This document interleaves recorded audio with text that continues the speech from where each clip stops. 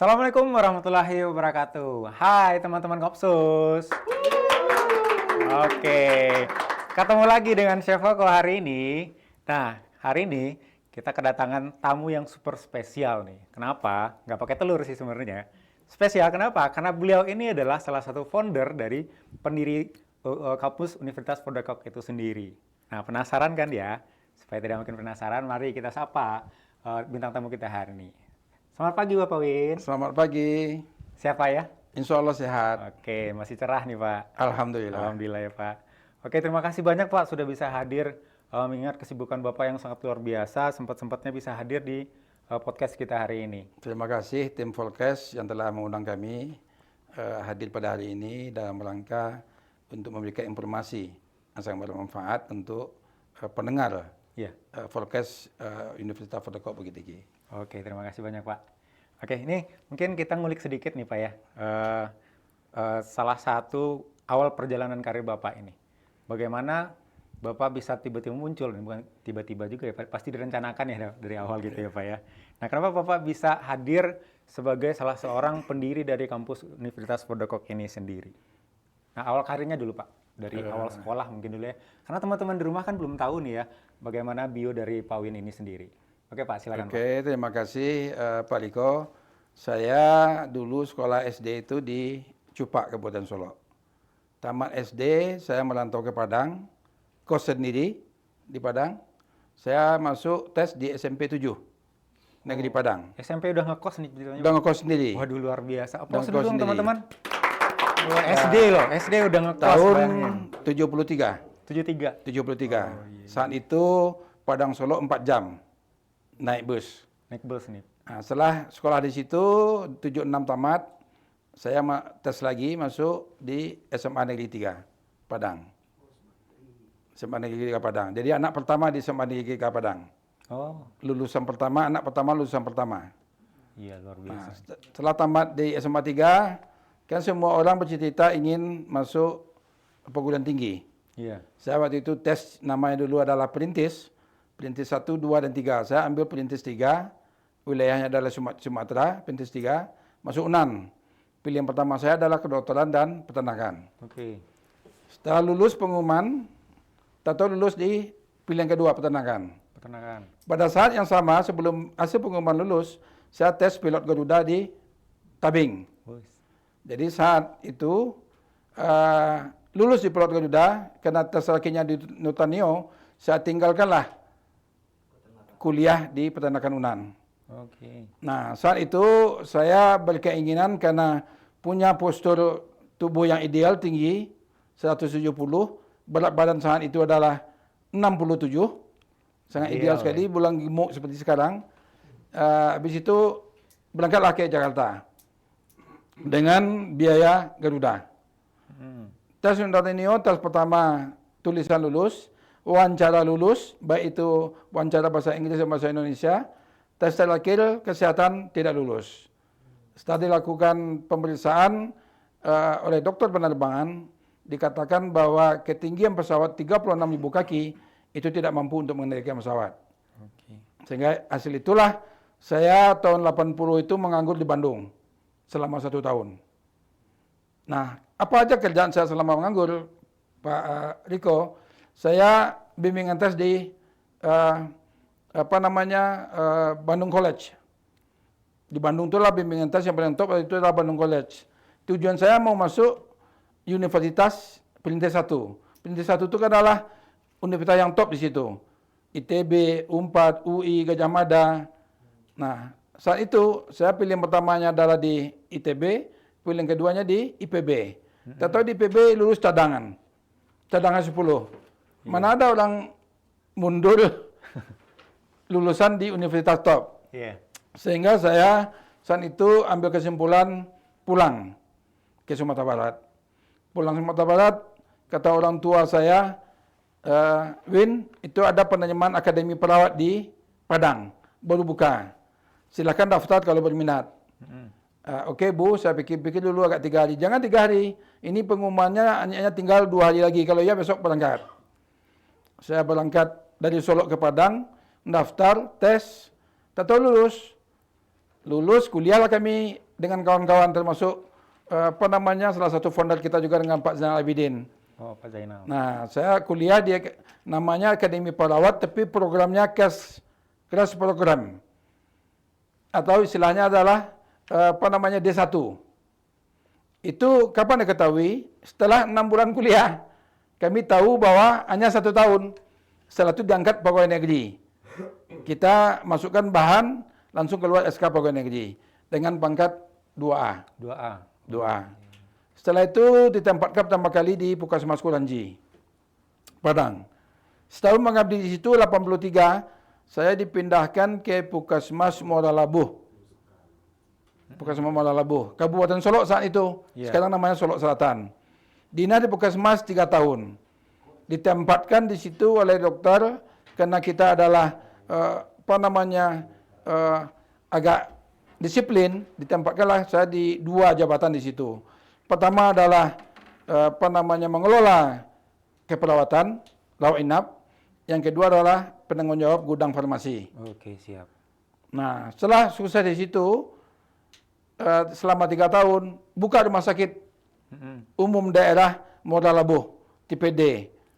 Saya ditarik ke situ oleh Dinas Kesehatan Kabupaten Solok, ditempatkan di rumah sakit Muara Labuh. Kepala Bangsal perawatan dan merangkap bendaharawan penerima di rumah sakit karena keterbatasan SDM. Nah, saya setahun di rumah sakit buka pendaftaran di Kanwil Kesehatan Penerimaan Tugas Belajar Akademi Perawat se-Indonesia. Kami mendaftar lulusan semuanya termasuk juga Pak Zainal, kami semua termasuk dengan Bu Nita, kami mendaftar di Padang. 39 orang lulusan kami mendaftar semua tes di Adabiah, SMA Adabiah. Yang uji adalah semuanya dari pusat, dari Pusdik Nakes namanya dulu, Pusat Pendidikan Tenaga Kesehatan. Nah, padahal saat saya ujian itu, saya baru menikah. Saya baru menikah. Ujiannya tahun 86, saya menikah akhir tahun 85. Nah, seminggu habis itu keluar pengumuman lulus dengan pilihan pertama Akademi Perawat Bandung. Bukan Akademi Perawatan, tapi Akademi Perawat. Itu diangkat lulusannya adalah 2B. 2B, Pak. Nah, bukan diploma 3 keperawatan. 2B. Nah, setelah itu saya kembali lagi ke daerah. Kata pimpinan saya di rumah sakit, waktu itu adalah Dr. Abdul Rifal, dan juga founder kita. Win, besok saya antar ke Padang. Siapkan semua perlengkapan yang mau dibawa. Saya antar langsung kamu ke Padang. Nah, di Padang berangkatlah saya dengan pesawat, saat itu hanya biaya ongkosnya 100.000 ke Jakarta. Masih murah. Langsung saya naik bis dari Jakarta ke Bandung. Yang saya temui adalah teman saya yang kuliah di Unpad. Tempat numpang dulu sementara. Nah, habis itu baru saya cari tempat kos di daerah sekitaran kampus. Yang dulu namanya di Jalan Pastur. Saya kuliah di situ, masuk di situ, PPS di situ, selama PPS. Karena saya memang, termasuk salah satu peserta kuliah tugas belajar yang handsome kata orang sekarang, ganteng, rambut keriting, tinggi, sehingga diminati oleh banyak-banyak teman-teman di situ. Sehingga pada saat PPS, saya sering banyak digodain sama wanita Bandung itu, yang kakak kelas. Kita kalau kakak kelas saat itu di situ kan perawatnya kan tinggi-tinggi. Saat masuk Akademi Perawat dulu, wanita tingginya minimal 155. Laki-laki 160. Saat itu. Jadi idola berarti ya, jadi, Pak? Jadi semuanya perawat di situ tinggi. Jadi idola Pak Diko. Jadi idola saat itu. Nah, tapi karena tujuan saya kuliah di situ dipesankan oleh pimpinan Puskesmas, Win, kamu sekolah ke situ cukup 2 tahun. Karena kita sudah kuliah setahun di Padang, kita lanjut kuliah 2 tahun di situ. Di situ setiap saya pergi tugas belajar, itu saya punya niat. Harus masuk 5 besar. Alhamdulillah, selesai 88, itu adalah juara 1 di Akademi Perawat Bandung. Nah, di samping itu saya juga aktif di situ ada sebagai Ketua 2 Senat Mahasiswa Akpor Bandung. Nah, Ketua 2 Senat Mahasiswa. Di situlah saya berlimbang bagaimana organisasi kemasyarakatan ini, dan juga saya masuk salah satu wakil sekretaris di Bandung saat itu adalah Ismakes namanya, Ikatan Siswa dan Mahasiswa Kesehatan se-Jawa Barat. Hanya ada di Indonesia, di Jawa Barat. Namanya ISMAKES, Ikatan Siswa dan Mahasiswa se-Jawa Barat. Jadi saya wakil sekretarisnya adalah ketua senat saya, Pelana Jaya. Saya wakil sekretaris. Nah, dari situlah saya berkecimpung bagaimana melaksanakan suatu kegiatan melalui organisasi. Nah, setelah selesai tahun 88, saya tentu kena tugas belajar dibiayai oleh negara, tentu kembali kepada daerah di mana saya diutus. Nah, kembali lagi ke Sumatera Barat. Tahu-tahu Sumatera Barat, saya melapor di Kantor Kesehatan, dikembalikan ke Kabupaten Solo. Sesampai di Kabupaten Solo, Kepala Dinas Kesehatan waktu itu adalah Dr. Azul An-Nahar Abdullah. Win, kamu tidak boleh lagi balik ke Muara Labuh. Dinas di Dinas Kesehatan Kabupaten Solo. Siap Pak, saya bilang kan. Karena kita kan patuh. Kita baru lulusan, kita tidak bisa minta di mana-mana. Padahal kami dari Muara Labuh saat itu 2 orang. Yang satu kembali ke Muara Labuh, saya ditahan di situ. Nah, saya ditempatkan di staf seksi penyuluhan kesehatan masyarakat. Nah, selama 1 tahun saya di situ, saya sempat jadi ketua tim pelatihan. Ketua tim pelatihan. Nah, setelah itu baru saya dipindahkan, ditarik ke Dinas Kesehatan Provinsi. Luar biasa sekali nih Pak. Nah, jadi dari tadi yang sudah Bapak sampaikan, ini kan lebih banyak ke kesehatan nih. Kira-kira untuk latar belakang orang tua memang dari kesehatan juga Pak? Atau bagaimana? Ya, kalau orang tua saya, bapak saya pedagang. Oh, pedagang. Jual daging sapi. Di samping sebagai buruh tani, pertanian. Dia pak saya kerjanya adalah perkebunan, pertanian, dan orang ibu saya saat itu adalah guru SD. Beliau sebenarnya cita-cita saya masuk IKIP, zaman dulu kan topnya IKIP. Nah, tapi saya tidak mau masuk guru karena saya ingin berkarir dalam bidang lain dari orang tua, supaya ada pembaharuan. Oke, berarti doktrin orang tua itu tidak terlalu ini ya Pak ya, nggak harus jadi guru juga? Enggak. Jadi orang tua saya sudah mulai mengarahkan saya, waktu saat itu Win, kalau saya ibu nanti pensiun golongan 3, kamu harus pensiun golongan 4. Itu harus berjuang untuk melawan masa depan. Oke, berarti harus itu pesan beliau yang terakhir sama saya. Baik, berarti lebih tinggi dari orang tua gitu ya Pak? Ya, insya Allah. Alhamdulillah. Oke, jadi nah kan pencapaian karir itu cukup banyak ya Pak ya. Proses itu cukup berat, seperti yang Bapak bilang juga, dari habis SD udah ke Padang. Ternyata benar jauh ya Pak, berapa kilo ya dari Solo ke Padang gitu? Saat itu 70 kilo lebih. 70 kilo 84 lebih. kalau nggak salah kalau dari kota Solo. Oke. Umurnya berapa Pak waktu itu? Umur saya saat itu ya tamat SD, tentu usianya baru sekitar 12 tahun. 12 tahun lah. 12 tahun. Nah, ini 12 tahun Bapak udah hijrah ke Padang, udah bisa hidup mandiri. Nah, tentu sangat banyak sekali cobaan, rintangan yang Bapak lalui ini. Nah, untuk mencapai itu gimana seorang anak itu bisa mandiri kayak gitu? Tipsnya bagaimana Pak? Mungkin seperti itu. Kalau saya tujuan dulu kemandirian itu, kenapa saya ambil dulu sekolahnya di Padang? Seharusnya kalau ke sekolah di Solo kan harus kos juga. Karena dari kampung saya, ibu saya, kampung bapak saya itu ke Solo, itu juga lama perjalanannya. Semua teman-teman juga sekolah di Solo kos. Nah, daripada kos juga lebih baik saya di Padang.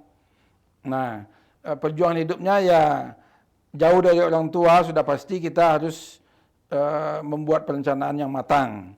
Terutama soal keuangan. Dan kita harus disiplin. Alhamdulillah selama SD saya dulu tidurnya di surau. Nah, di surau di Langgar. Jadi Minang ya Pak ya? Ilmu agama alhamdulillah diperoleh. Sehingga apapun perjuangan yang kita laksanakan di Kota Padang itu dapat kita lalui dengan baik. Gitu. Baik. Nah, jadi SMP di Padang. SMA-nya tadi di mana Pak? SMA 3 Gunung Pangilun. Masih di Padang. Nah, jadi tapi sebelum Pak Kiko, sebelum saya sekolah di SMA Gunung Pangilun, karena sekolahnya baru, saya numpang 6 bulan di SMA 2 Padang. Jadi SMA 3 itu numpang 6 bulan di SMA 2 Padang, dapat jurusan, baru pindah ke Gunung Pangilun. Gunung Pangilun. Baik. Alhamdulillah waktu dapat jurusannya waktu itu IPA. Oke, makanya nyambung dengan kesehatan nanti Pak. Oke.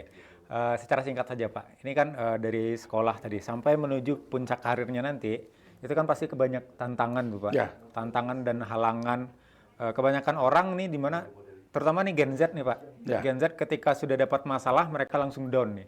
Nah, tips dari Bapak mungkin bagaimana supaya Gen Z ini bisa berani terus mencapai impiannya walaupun banyak rintangan. Nah, pasti setiap rintangan itu tetap harus dijalani. Nah, tips dari Bapak bagaimana kira-kira? Tipnya adalah jangan lari dengan masalah. Jadi kalau ada permasalahan, semakin besar kita menyelesaikan masalah, semakin cepat proses pendewasaan kita. Iya. Nah, oleh sebab itu masalah itu harus kita hadapi. Iya. Harus hadapi, kita pecahkan, kita carikan solusinya agar nanti permasalahan itu sebaik mungkin atau seminimal mungkin itu lebih sedikit. Sehingga kita bisa melaksanakan kehidupan itu dengan baik. Betul sekali, Pak. Mana ada orang tidak punya permasalahan di hidupnya. Pasti semua orang punya masalahan. Tapi intinya bagi saya, pada pemirsa juga, jangan lari dari permasalahan. Tapi pecahkan permasalahan itu dengan baik agar dapat keputusan yang lebih baik. Nah, jadi menurut Bapak, apakah gagal itu normal, Pak? Gagal itu normal dalam usaha, tapi kalau kita ingin mencapai sesuatu, kita harus fokus. Oke. Nah, kalau gagal kita harus kita lakukan evaluasi. Evaluasi itu adalah evaluasi terhadap perencanaan kita, evaluasi terhadap prosesnya, evaluasi terhadap pengawasan kita. Pengawasan. Baru nanti akan muncul di mana titik benang merahnya yang mau kita perbaiki Benar. untuk menuju kesuksesan gitu. Oke. Menarik sekali ya. Jadi gagal itu penting sebenarnya. Walaupun kita gagal bukan berarti kita itu sudah hilang sendiri. Ya. Tapi by the way ini Bapak produser kita nggak dikasih minum atau gimana ini? Oh, ada ya? Oke, ada sponsor Oke. kita hari ini, alhamdulillah Pak. Terima kasih Bu Sel. Oke. Sponsor kita dari mana hari ini? Ada dari Tepi Cafe. Oh. Nah, untuk teman-teman Ngopsus ketahui bahwa Tepi Cafe ini adalah salah satu kafe yang ada di kampus kita juga. Nah, jadi untuk mendapatkan minuman berkualitas di sini juga ada. Silakan datang. Oke. Silahkan diminum dulu, Bapak. Bismillah. Oh iya, terima kasih. Teman-teman kita minum. Yang di rumah boleh minum sendiri atau datang sendiri ke kafe kita juga boleh. Oh, ada kafe kita di sini ya? Ada kafe kita Pak dari DTP Cafe. Jadi teman-teman yang dari kampus nih mahasiswa seandainya bingung mau kemana makan, di sini juga ada. Ya, lebih bagus. Jadi kalau ada kafe di kampus, Iya. kan lebih memudahkan mahasiswa kita untuk Iya, menikmati. benar. Menikmati Pak, tadi diminum, Pak. memedek waktu. Silakan, Pak Riko. Oke. Nah, tapi terasa kopi dan susunya juga Oh, ya? nikmat. Iya. Nikmat banget nih. Ini sponsor nih ya. Iya, sesuai dengan tema kita Pak, Ah, ya, Ngopsus. Ngopsus. Ngopinya santai juga, Ya, ngopi ngobrol. susu, ngobrol seputar kampus. Nah, benar. Jadi ngobrolin seputar kampus kita sambil nikmatin susu. Kopsus ya, benar. Oke, jadi cukup menarik juga ya dari mulai SD sudah mandiri sampai akhirnya terakhir dinas di mana gitu, Pak? Terakhir saya dinas di Dinas Kesehatan Provinsi.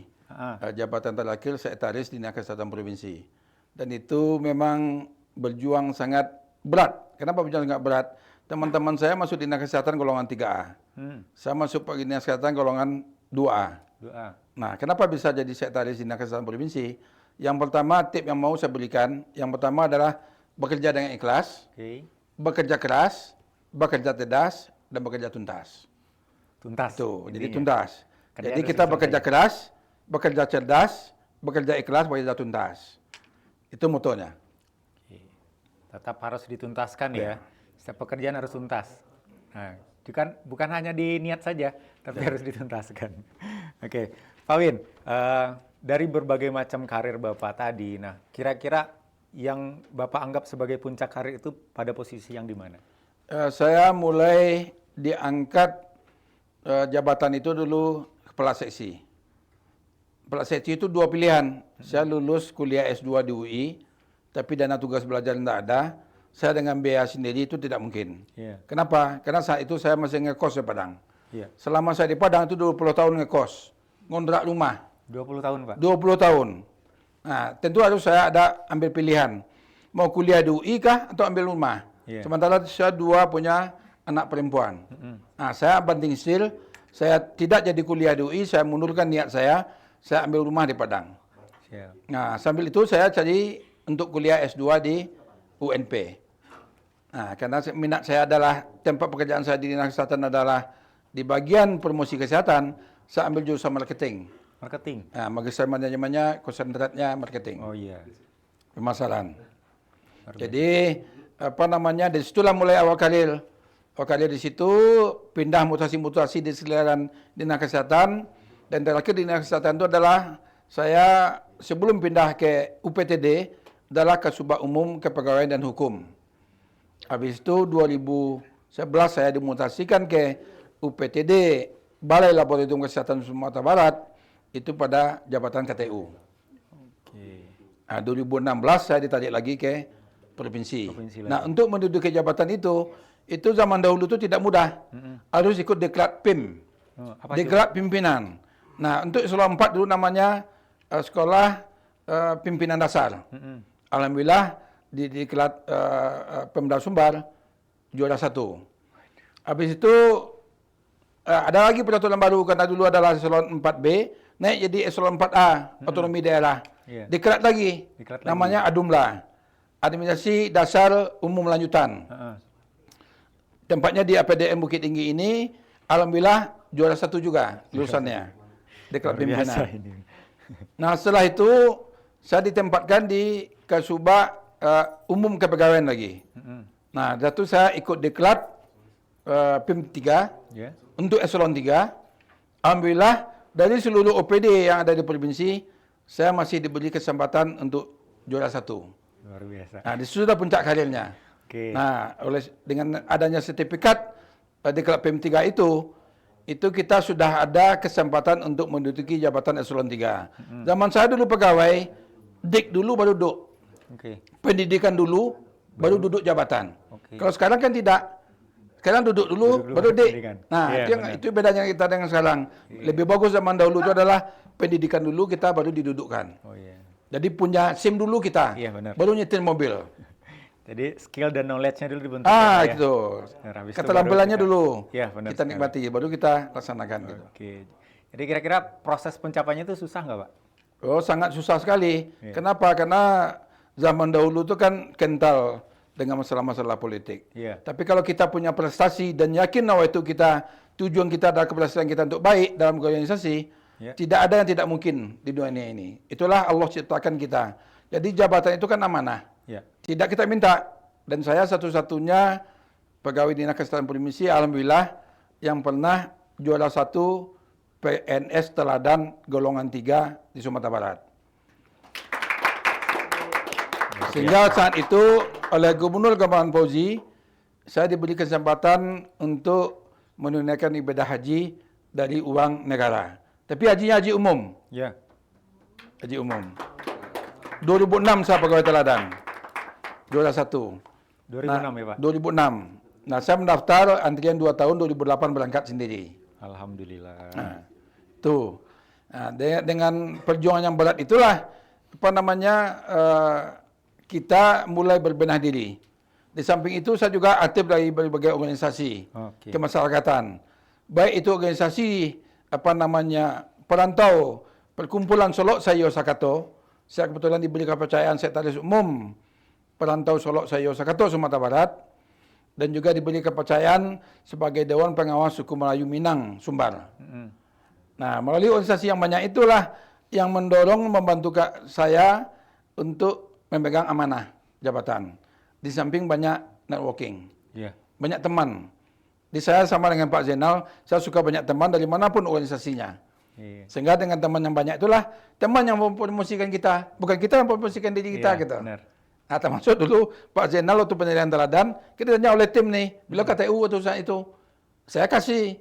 Kekurangannya Pak Win, kekurangan Pak Win itu ada satu, kata Pak Zainal. Apa itu?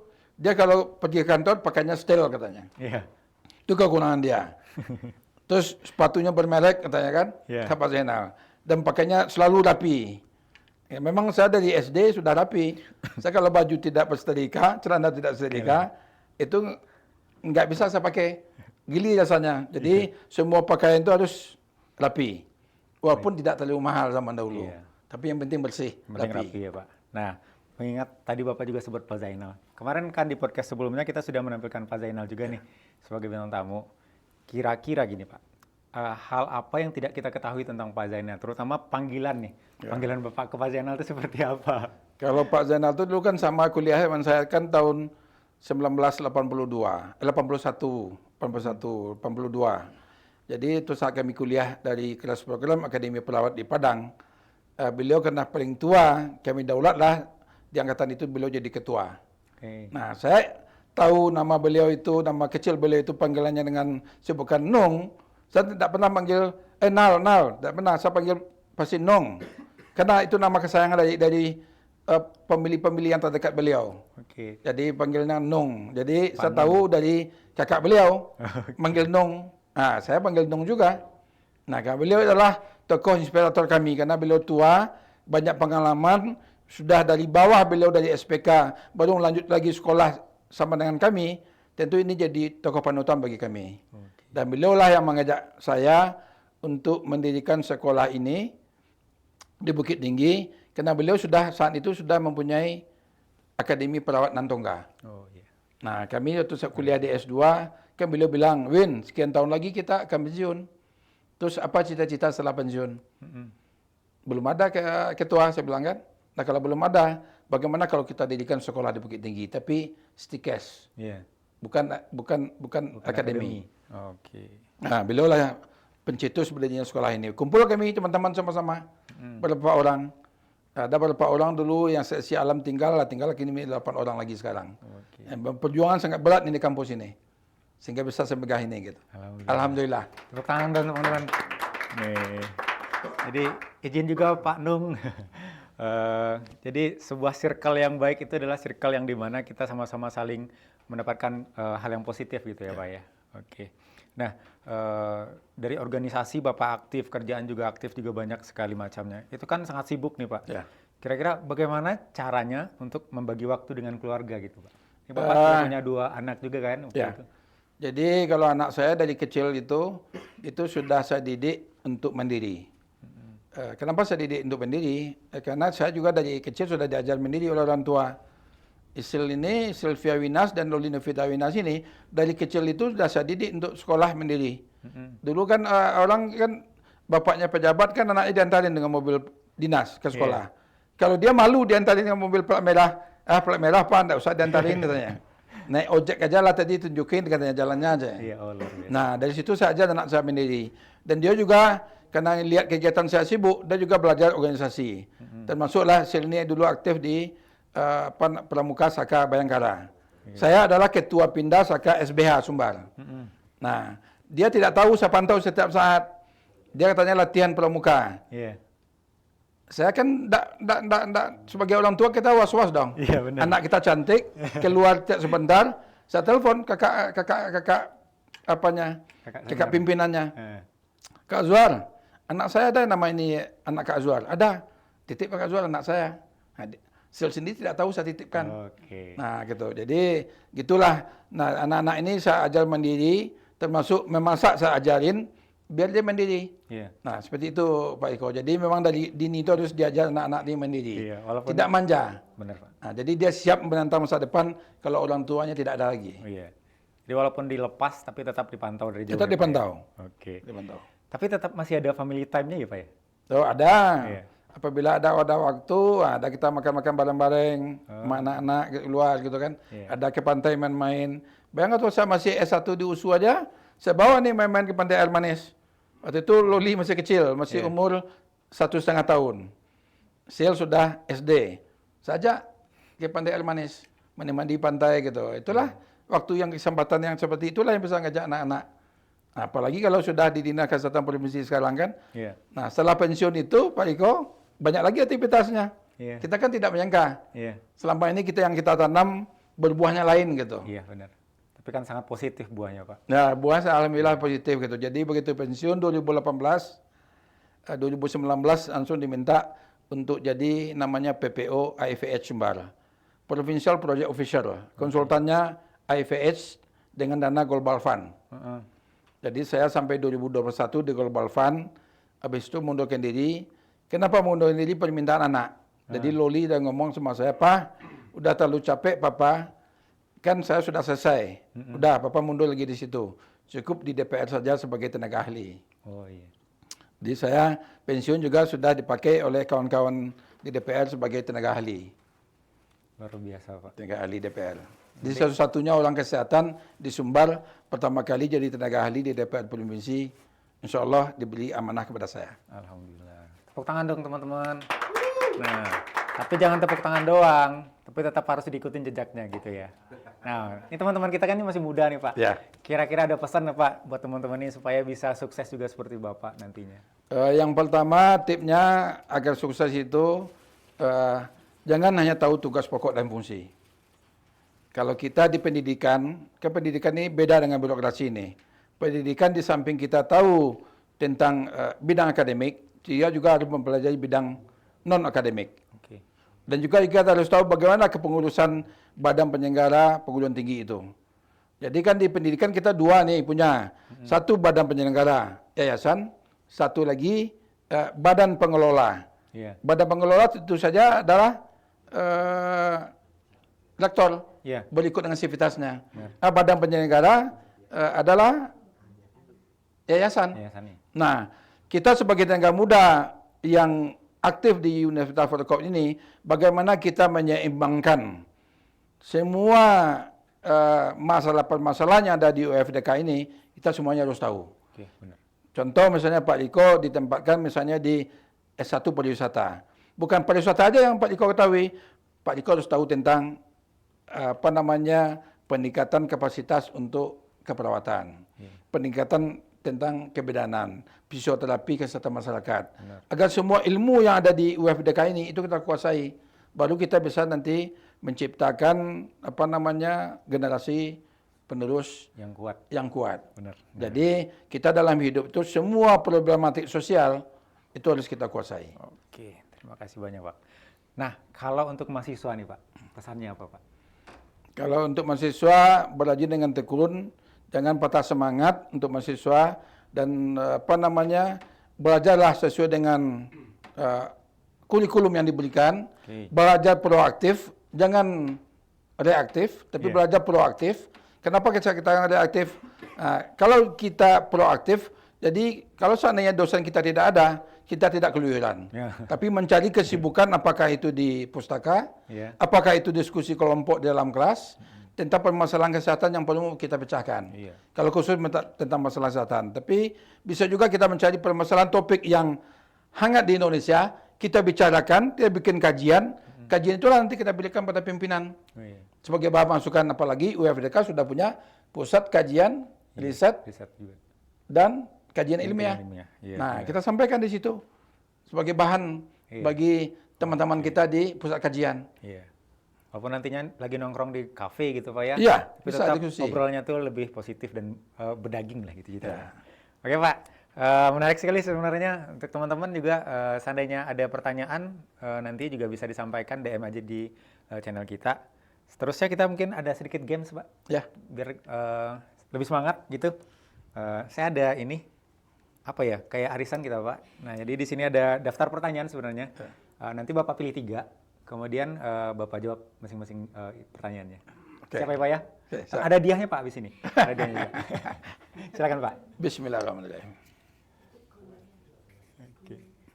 Di situ ada clue-nya nanti. Nanti Bapak bisa baca. Nah, kira-kira tentang apa? Oke, boleh saya lihat Pak? Nah, jadi yang pertama itu adalah hobi nih teman-teman. Nah, kira-kira hobi Bapak itu apa Pak? Hobi tadi saya belajar, jangan bilang belajar Pak. Nah, hobi saya pertama berorganisasi. Organisasi. Makanya organisasi masyarakatan yang saya ikuti itu banyak. Karena dengan tujuan organisasi itu kita bisa banyak teman, banyak networking, banyak pengalaman. Karena di bangku kuliah hanya sedikit dapat proses belajar mengajar. Nah, di lingkungan hobi inilah kita memperoleh. Nah, di samping itu, hobi saya itu adalah olahraga. Saya dulu sebelum pensiun badminton, dulu hobinya badminton. Tapi setelah pensiun, saya itu olahraganya jalan kaki. Karena menurut dokter, jalan kaki 15 menit setiap hari, itu akan memompa jantung kita jadi sehat. Oke, siap. Hobinya olahraga. Nah, kelihatan ya. Kira-kira umur Bapak ini berapa? Coba teman-teman tebak. 52? 50-an. Tepat, Pak? Salah sekali. 60. Saya sudah 64. Wah, jauh. November besok. Jadi manfaat sekali ya olahraga ya. Nah, awet jadinya. Waduh, nggak kelihatan. Oke, kita yang kedua ya. Siapa? Yang Oke, kedua, Pak. makasih. Kira-kira isinya apa? Kulkas atau AC? Oke. Yang kedua adalah pengalaman COVID. Nah, 2019 kemarin, Pak.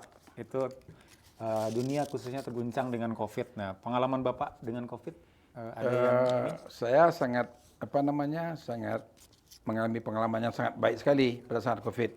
Jadi saya COVID dulu Pak Diko, saya salah satu penderita COVID. Jadi untuk Pak Diko ketahui, saya salah satu penderita COVID yang ada di Sumatera Barat. Nah, Itu COVID yang di berapa, Sumatera Pak? Barat itu, saya yang paling berat, Hmm. kata dokter spesialisnya. Kenapa dikatakan paling berat?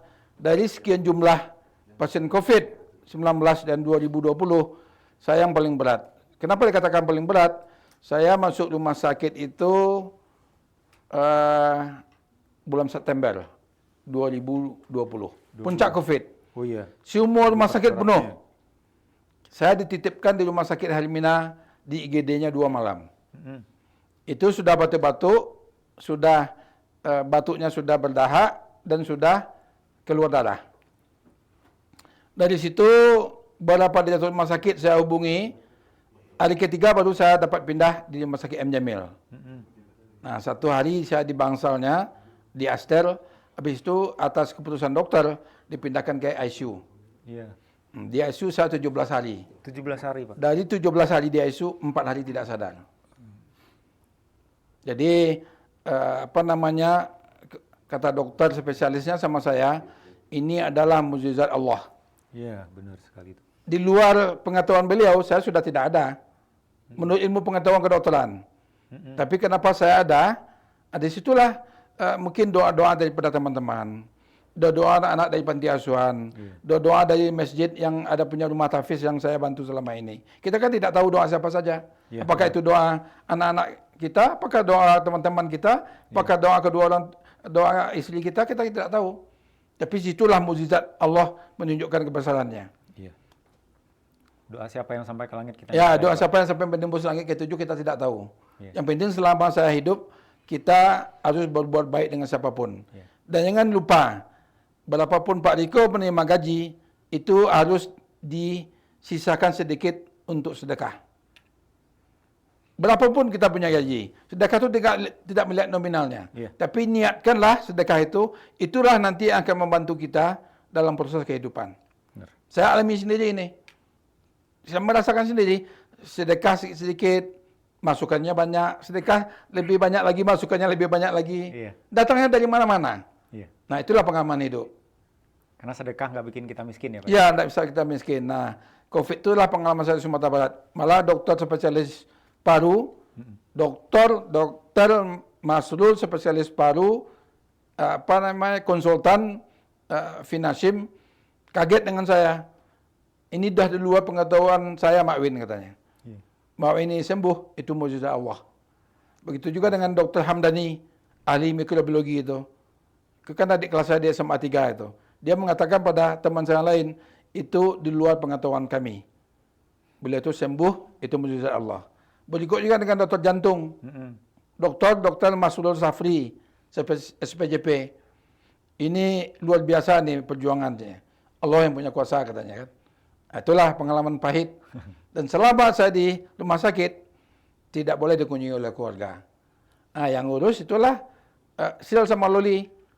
Loli standby di rumah. Saya suruh pulang dari Bukit Tinggi. Beliau yang ngurus antar kebutuhan. Iya. Melalui satpam ke pelawat baru ke saya. Selama 1 bulan penuh, tidak jumpa dengan keluarga. Dan keluarga tidak tahu bagaimana status saya di rumah sakit. Perjuangan sangat berat. Tapi alhamdulillah terlalui, Pak ya. Alhamdulillah terlalui. Pada saat itulah, pada saat tidak sadar itulah, datang apakah itu malaikat, apakah itu utusan Allah, sepakaian serba putih. Pada saya, Assalamualaikum katanya kan. Saya jawab, Pak Iko, Waalaikumsalam. Lanjutkan, hanya itu. Oh. Habis itu saya sadar. Merinding saya, Pak. Nah, habis itu saya sadar. Setelah sadar itu baru saya tanya sama perawat, suster saya bilang, ini jam 4 sore atau jam 4 kapan ini? Jam 4 sore Pak Win sudah tidur 4 hari katanya. 4 hari, Pak. 4 hari tidur hanya selesai 15 menit. Iya, luar biasa. 15 menit. Itu pengalaman pahit COVID. COVID. Mudah-mudahan nggak terjadi lagi Pak COVID. Ya, insya Allah. Mudah-mudahan. Yang penting berbuat baik pada semua orang. Intinya kebaikan kan kita kebaikan. tuai juga Pak ya. Baik Pak, kita lanjut ke games yang ketiga Pak. Ya, oke. Mudah-mudahan nggak berhubungan COVID lagi Pak. Merinding denger ya Pak. Oke. Oke, yang ketiga apa ya kira-kira ya? Anak. Oh, oke. Anak Pak. Anak nih. Kalau saya nanya anak, yang paling pertama terlintas di kepala Bapak itu apa? Saya dapat anak itu setelah lulus dari Akademi Perawat Bandung. Jadi saya dulu kan nikahnya Desember 1985. 86 kan kuliah. Makanya baru dapat anak setelah selesai kuliah, baru saya dapat anak tahun 89. Kan 88 tamat nih. Iya. Pada pas sekolah. Nah, kalau ingat dengan anak itu, kan cita-cita kita rumah tangga kita punya anak. Iya. Dan sebaiknya kan anak itu jangan sama dengan kita. Kalau kita menderita dari awal, anak itu bagaimana anak itu dia beda dengan kita. Kalau kita susah hidupnya, bagaimana anak itu senang hidupnya. Makanya anak itu kita ajar bagaimana dia punya pegangan hidup, punya kemandirian, punya niat yang baik, sehingga nanti dia bisa mandiri sendiri kalau orang tua yang tidak ada. Dan anak itu belahan hati kita. Kita tanpa anak tidak bisa kita apa-apa. Dan kalau ada anak itu rasa kangen sama anak kalau kita jauh itu selalu ada. Iya. Sehingga kalau saya dulu sekolah aja di Bandung, pulang pergi pelatihan misalnya ke Bandung, sudah punya anak satu, kadang anak-anak ini tidak malu, dia minta sesuatu kepada kita. Pak beliin itu, padahal beliin itu seharusnya mamanya. Iya. Nah, tapi kita yang beliin. Kenapa? Karena modalnya banyak di Bandung. Oh iya. Kalau kita diklat ke Bandung kan, nah itulah itu yang sering pesan-pesanan kayak itu tuh Sylvia itu. Iya. Wah, sering pesan-pesan kayak gitu masa kecil. Dari kecil udah mulai nih, Pak Udah ya? mulai. Jadi memang saya kedua anak ini memang saya ajarkan bagaimana dia mandiri dalam kehidupan. Oke. Oleh sebab itu makanya kemanapun dia sekolah saya cuma mengarahkan sebagai orang tua kesimpulan pengambil keputusan dia. Karena dia akan menentukan jalan hidupnya. Iya. Kita cuma mengarahkan yang terbaik saja, Pak. Ya, mengarahkan yang terbaik. Oke. Kira-kira kalau manja itu sama dengan sayang nggak, Pak? Tidak sama. Nggak sama ya? Tidak sama. Kalau manja itu, kalau kita sayang pasti kita cinta. Iya. Kalau cinta belum tentu sayang. Benar. Nah, kalau manja itu adalah manja kepada orang tua, anak manja pada orang tua, itu wajar-wajar saja. Nah, kadang-kadang kalau anak ini, apalagi Loli, kalau dia bikin sesuatu, kadang-kadang pijit-pijit punggung bapaknya. Ini udah kode nih, Iya. pasti ada sesuatu yang dia minta. Ada sesuatu setelah ini. Ada sesuatu yang dia minta gitu. Jadi anak kita walaupun anak kita sama, karakternya akan beda. Kenapa? Karena dia punya prinsip masing-masing. Benar. Kita cuma sebagai orang tua mengarahkan bagaimana anak kita itu dia jalan pada jalan kebenaran gitu. Oke. Bagus banget Pak Win. Jadi sudah sangat banyak ya ilmu yang kita dapatkan dari Pak Win hari ini. Ibaratnya dari kulit sampai isinya sudah kita dapatkan semuanya nih. Nah jadi untuk teman-teman nih, kira-kira ada pertanyaan nggak di sini? Guys, ada pertanyaan nggak kira-kira? Cukup. Boleh ada pertanyaan, nggak apa-apa. Audiens silakan. Tapi teman-teman yang di rumah kalau ada pertanyaan juga boleh. Nanti tinggal DM kita saja, akan dijawab oleh admin. Nah, jadi iya boleh. Ada? Boleh silakan. Oke, dari mana? Mas Adit. Oke, dari Mas Adit. Dari dosen pariwisata. Silakan Mas Oke, Adit. silakan Mas Adit. Ya, gini Pak, karena ini kan kita di dunia pendidikan ya Pak, kampus Pak. Itu kan kesehatan, perihal kesehatan dan sebagainya. Bagaimana sih mental para calon di bidang kesehatan tersebut dengan perlu dikolaborasikan dengan kondisi yang terkini? Apakah mereka siap untuk terjun dan siap berkolaborasi dengan tim dari non kesehatan? Karena itu tadi Bapak kan mengutarakan pernah kesehatan itu perlu ilmu manajemen, perlu ilmu dan sebagainya. Nah itu untuk sekarang dinamikanya, perkembangannya seperti apakah dia lebih tough daripada sebelumnya atau akan terjadi ya mungkin kemunduran sedikit, tapi mereka akhirnya nanti butuh proses untuk larinya lebih lambat lah istilahnya. Oke. Terima kasih, cukup sekian. Mungkin saya simpulkan lagi Ya. pertanyaan Pak, supaya teman-teman di rumah juga paham. Ya. Nah, jadi singkat mungkin ya. Jadi pertanyaan dari Mas Adit dari Prodi Perisata mungkin seperti ini. Apakah mental tenaga kesehatan ini perlu dikolaborasikan dengan tenaga non kesehatan seperti itu Pak? Mengingat prodi kita di Universitas Prodakop ini sudah sampai 15 sekarang ya. Ya. Tidak hanya kesehatan begitu Pak. Terima kasih Mas Adit. Setiap pertemuan dengan pengelola pendidikan, selalu saya tekankan bahwa keberhasilan kita adalah melalui kolaborasi, sinergitas dan konektivitas. 3 itu harus kita ingat. Kolaborasi, sinergitas dan konektivitas. Nah, kenapa saya katakan demikian? Prodi kebidanan dia butuh ilmu tentang pariwisata. Kenapa? Kalau seandainya nanti dia berhasil sukses, dia membuat klinik kebidanan atau rumah sakit ibu dan anak, bagaimana rumah sakit ibu dan anak itu merupakan tujuan wisata masyarakat di situ. Nah, kenapa demikian? Makanya kami mengkolaborasikan di perguruan tinggi ini adalah semua ilmu pengetahuan itu, semua prodi harus memahami ke semua ilmunya. Jangan kita fokus pada tupoksi kita masing-masing. Jadi pariwisata juga harus paham tentang keperawatan. Pariwisata juga paham tentang kebidanan. Kenapa? Karena di objek wisata itu kan membutuhkan kesehatan. Benar. Contoh, butuhkan kesehatan. Kita butuh di situ higienis sanitasi, Izin sanitasi. kesehatan lingkungan. Ya. Butuh kita sumber air bersih, butuh kita toilet. Ya. Itu ilmu kesehatan di situ. Nah, kaitannya dengan pariwisata, makanya kita harus kolaborasi. Mungkin pariwisatanya Mas Adit yang lebih bagus dari Kesmas, kesehatan lingkungannya. Bagaimana menempatkan di tempat pariwisata itu kesehatan lingkungan yang membuat nyaman destinasi wisata kita. Iya. Nah, itu fungsinya kolaborasi jadi. Nah, setiap apapun prodi yang ada di universitas, apakah itu negeri atau PTS, apalagi di UFDK ini, saya tekankan betul-betul menjalin kolaborasi, sinergitas dan konektivitas. Sehingga semua ilmu pengetahuan yang harus dimiliki oleh semua dosen, disitulah nantinya akan muncul. Kami bercita-cita kan ingin pemilihan dosen teladan ini. Tapi indikatornya itu belum ada sampai sekarang. Makanya saya sarankan kemarin waktu saat pertemuan, susunlah indikatornya. Bagaimana penilaian daripada keteladanan seorang dosen itu. Nah, bukan teladan di pariwisata aja Mas Adit, tapi semua ilmu pengetahuan, tugas pokok dan fungsi yang ada di Universitas Prodakop, dia paham.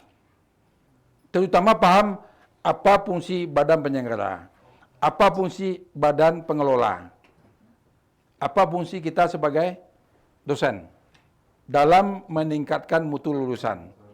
Perlu kolaborasi. Di situ Mas Adit. Oke. Ya. Jadi ada sinergitas tuh Mas Adit. Ya. Semuanya. Oke. Masih ada pertanyaan lagi? Silakan. Bang Bobi, awal produser kita. Silakan Bang Bobi. Assalamualaikum warahmatullahi wabarakatuh, Pak. Waalaikumsalam. Waalaikumsalam warahmatullahi wabarakatuh. Kan Bapak sudah melihat perkembangan podcast kita ya Pak, sudah mau 5 episode. Insya Allah nanti Bapak tayang di 6 episode. Mungkin ada masukan dari pengalaman Bapak terkait podcast kita, apa yang lagi yang mau dikembangkan atau mau difokuskan kemana gitu. Terima kasih Pak. Terima kasih. Ini sangat bagus dari produser kita nih Pak Riko. Iya. Jadi agar podcast kita UFDK ini bagus nanti dalam perkembangan yang akan datang, perlu dicari topik-topik yang lagi ngetren di Indonesia. Jadi topik-topik apa yang lagi ngetren yang hangat di Indonesia. Contoh misalnya tentang uji kompetensi mahasiswa. Tentang lab OC kita angkat. Nah, seperti itu. Jadi itu sudah kita laporkan kemarin dalam pertemuan ABP PTSI se-Indonesia. Kita katakan bahwa Sumatera Barat, Universitas Prodakop sudah punya lab OC. Nah, ya, alat pelengkap kita ini kan sangat mahal ini. Itulah kepedulian daripada penyelenggara kita yang didukung oleh pembina yayasan. Nah, oleh sebab itu, agar topik podcast kita di masa yang akan datang itu lebih mengena, carilah topik-topik permasalahan, bukan saja tentang permasalahan kesehatan, tapi permasalahan pariwisata di Sumatera Barat.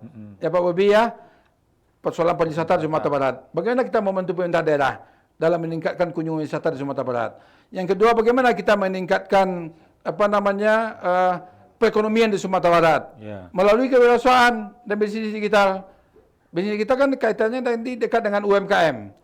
Nah, bagaimana kita meningkatkan ilmu UMKM ini sehingga nanti semua masyarakat UMKM ini, pelaku-pelaku UMKM ini memahami tentang bagaimana peningkatan produk, bagaimana penyusunan label halal, bagaimana packing produk kita sampaikan. Karena kita ke Sumatera Barat itu kelemahan daripada provinsi lain, packing.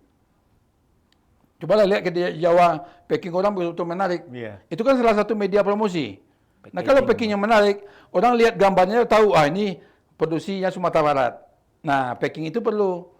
Nah, setiap nanti pelaku-pelaku usaha kita, dia memahami betul bagaimana manfaat packing itu dalam untuk penjualan produknya. Itu mungkin Pak Bobi yang perlu disampaikan kepada masyarakat. Jadi, carilah topik-topik yang aktual. Apakah itu masalah pendidikan, masalah pariwisata di Sumatera Barat, masalah hukum di Sumatera Barat, perlu kita lakukan. Karena kita sudah punya pusat kajian. Kan khusus pusat kajian ini kan kita dirikan untuk melakukan kajian analisa tentang permasalahan yang ada di Sumatera Barat. Nah, saya yakin dan percaya kalau pusat kajian ini nanti jalan, mana tahu nanti misalnya Pemda Sumbar, Pemda Bukit Tinggi menyusun ramperda misalnya. Naskah akademiknya diminta di pusat kajian kita. Nah, pusat kajian kita. Itu mungkin luar biasa. Silakan. Boleh, silakan. Boleh ya? Boleh, Pak. Kita kan tadi sudah cerita dari Bapak awal, perjalanan Bapak dari sekolah sampai karir. Kita belum ada bahas tentang gimana asmara Bapak di masa muda. Asik. Pertemuan Bapak dengan Ibu dulu gimana? Tertarik Bapak? Oke, luar biasa ini Pak. Terkait tadi Bapak kan di kampus tuh salah satu yang diidolakan nih Pak Bobi ya. Oh iya, sampai ketemu dengan Ibu itu bagaimana gitu. Kalau saya masa muda tuh ya banyak peminat lah. Asik. Luar biasa. Karena dulu kan zaman saya dulu muda pernah main film layar lebar. Woi. Jadi film layar lebar. Jadi itu karena habitat saya bukan di situ, habitnya bukan di situ. Itu tidak saya lanjutkan. Nah, kalau masalah asmara di zaman dulu itu kan wajar saja. Seorang pria dewasa menyukai wanita. Tapi saya punya prinsip yang pacaran itu hanya satu. Kalau putus satu baru cari yang lain. Jadi tidak bisa pasang dua, pasang tiga tidak benar. Enggak ada cabang. Tidak ada cabangnya. Setia Bang Bob. Setia. Jadi itu, jadi pacar saya yang pertama itu dulu anak Pariaman. Anak Pariaman. Sudah kenal dia dengan orang tua saya, sudah kenal dengan kedua orang tua. Kenapa tidak jadi? Dia dijodohkan oleh kedua orang tuanya dengan keponakan bapaknya. Nah, disitulah, tapi saya tidak pernah frustasi. Nah, kapan jumpa dengan Ibu Sil ini? Kebetulan Ibu Sil ini, pamannya, itu menikah dengan adik bapak saya. Jadi, dan teman saya, ada kos di rumah istri saya yang sekarang. Jadi, saya dengan punya teman yang lain, diajak keliling-keliling dengan motor, motor trialnya. Tahu di situ lihat juga cantik juga nih ya, Nah, pandangan pertama Pak. Akhir itu kenal karena kedua orang tua juga sudah kenal, ada hubungan saudara. Akhirnya ditanya, kamu suka enggak dengan itu? Kalau suka udah lanjutkan aja katanya. Nah, kebetulan kita lagi kosong juga kan. Nah, udah tanpa hitung pandang kita walaupun golongan 2A kita alami. 2A sama golongan 2A. Kenapa? Karena rezeki kita itu juga ada di istri kita. Iya. Rezeki kita juga ada dengan anak kita. Oke.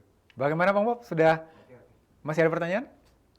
Oke, kita lempar ke penanya selanjutnya. Oke, Pak Peggy silakan. Oke. Izin Pak Koko. Siap. Amin. Ini info dari netizen dan fun fact juga Pak. Kabarnya Pak Win ini pernah menjadi pembalap motor. Itu gimana kabarnya Pak? Bisa cerita dia Pak Koko. Silakan Pak Koko. Waduh, Saya luar dulu biasa. zaman sudah tamat di Kados Program, dulu kan punya motor Honda CB K5 yang kira-kira pom bensinnya itu sama dengan GL. Iya, gitu. GL Pro dulu. Nah, waktu itu kan sukalah balap-balap, tapi saya tidak ada balap di jalan raya. Saya tidak mau mengganggu orang. Saya balap di tempat lapangan Imam Bonjol. Balap di Gor Haji Yerusalem. Dan pernah juga waktu Popo Hartopo Roda Gila di Imam Bonjol, saya ikut sama teman-teman. Jadi kan Popo Hartopo kan pembalap nasional itu. Ada lingkaran api masuk di situ pakai enduro. Kebetulan anak bapak saya, bako saya punya itu, kita ikut. Nah itu tapi kita tidak pernah balap-balap lihat-lihat seperti orang di jalan raya gitu, bangga-bangga tidak pernah. Kita balapnya teratur di lokasi itu. Itu salah satu hobi dulunya. Tapi pakai helm Lebih. kan ya Pak ya? Zaman dulu ada helm. Maka ini bekas dari itu tuh robeknya Oh, motor. masih ada. Ini robeknya.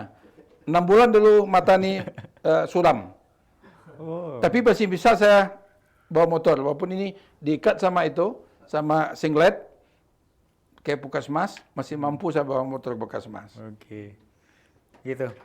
Ya. Tapi teman-teman ngopsus di rumah jangan ditiru ya. Kalau mau balap-balapan mesti pakai helm gitu. Zaman dulu kan belum ada helm. Belum ada helm teman-teman masalahnya. Oke. Impian Bapak ke depannya seperti apa? Impian saya ke depannya bagaimana Universitas Fordeko ini maju di LIT Sumatera Barat. Kalau bisa juara satu di LIT wilayah 10. Amin. Dan kalau memungkinkan di Indonesia itu sekarang kan sudah jadi perhitungan di Indonesia. Iya. Universitas Fordeko kita sudah jadi perhitungan di Indonesia. Kita satu-satunya Universitas Fordeko yang berani tampil beda daripada PTS-PTS yang lain dalam rangka SDM. Jadi kami dulu dengan Pak Zainal itu sebelum sekolah ini seperti ini, kami dulu kerja dulu SDM, meningkatkan SDM, menyekolahkan dosen-dosen. Kalau SDM kita sudah bagus, otomatis Pak Diko, kalau SDM kita sudah bagus, itu nanti akan meningkat mutu lulusan kita. Benar, Pak. Nah, oleh sebab itu cita-cita saya masa depan adalah selama saya jadi kepengurusan yayasan, bagaimana supaya kampus ini top di Indonesia. Oke. Amin. Oke, baik. Terima kasih banyak Pak Win. Sudah sangat banyak informasi yang bisa kita dapat ya hari ini. Rasanya sih banyak yang ingin saya sampaikan Pak, tapi tadi saya sudah di calling juga dari manajer Bapak. Karena setelah ini beliau juga ada rapat. Nah, jadi mungkin next kita ketemu lagi Pak. Terima kasih untuk bisa hadir di podcast kita hari ini. Semoga teman-teman di rumah juga bisa mengambil intisari dari apa yang sudah kita bicarakan tadi. Bahwa sebuah keberhasilan itu tentu diawali dengan sebuah impian dulu ya Pak ya. Ya. Ada impian kemudian ada proses. Nah ketika gagal jangan berhenti di sana. Lampaui setiap keterbatasan kemudian capai semua mimpi itu Jangan sendiri. putus asa. Jangan putus asa. Semangat. Itu dia. Semangat dan semangat. Oke, sampai ketemu lagi di podcast kita selanjutnya, teman-teman. Jangan lupa subscribe, kemudian apa lagi ya? Like, comment, dan oh iya saya lupa. Terima kasih juga untuk kru semuanya. Terima kasih. Kemudian Tepi Cafe. Nah, kita lupa nih. Tepi Cafe juga terima kasih. Luar biasa. Dan juga ada Penco nih, Penco. Oke, sampai ketemu lagi next episode. Saya Koko sign out. Bye-bye. Assalamualaikum warahmatullahi wabarakatuh. Assalamualaikum warahmatullahi wabarakatuh. Pak, terima kasih Pak. Ya.